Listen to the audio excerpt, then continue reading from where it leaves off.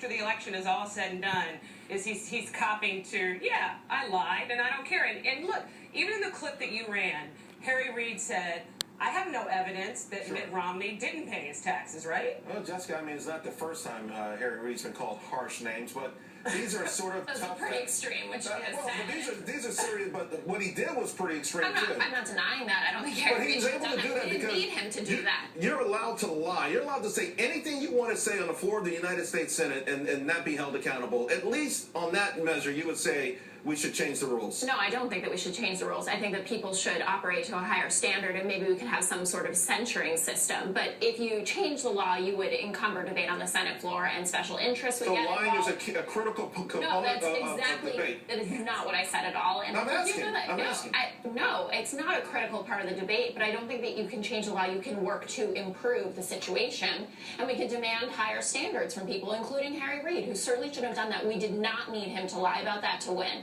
Although the central strategy for winning the White House was one politics of envy, politics of division, and this is the kind of thing like throwing gasoline on the fire. I mean, that was the strategy to get reelected, wasn't it? I don't think that was at all. I mean, we ran on our platform of helping the middle class, and we won successfully. It wasn't a close race. I mean, the Democrats won that fight fair and square, and Harry Reid was not the thing that tipped it in their favor. So it's like dropping 2 bombs on Nagasaki, right? 2 nukes. I mean, it didn't really matter, but just one extra one just for... I'm not justifying it. Okay. So where do we go from here, Crystal? I got to tell you, at least I'm glad he fessed up because it was ludicrous in the very beginning. And the notion that somehow, the same party that fought against the president showing his birth certificate now says, hey, Mitt Romney still should show his tax returns. Believe me, if he didn't pay his taxes, the IRS would be at his house today.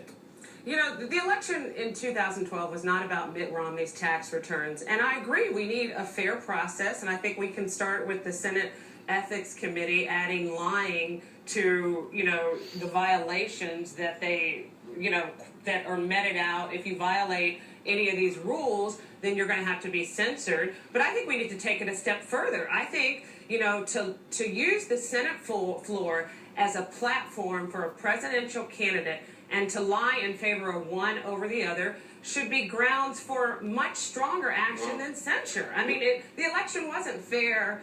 There was nothing fair about the 2012 election because if it was fair, the liberal media would have held President Barack Obama accountable to a record. I guess the narrative here is that all's fair in love and war, and guess what? You guys lost. That's what Jessica told me during the break.